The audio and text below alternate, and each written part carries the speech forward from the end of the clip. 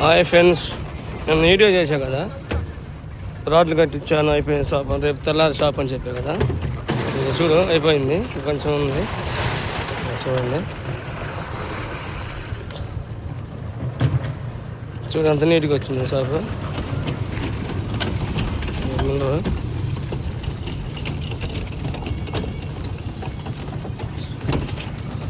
చూడండి ఫ్రెండ్స్,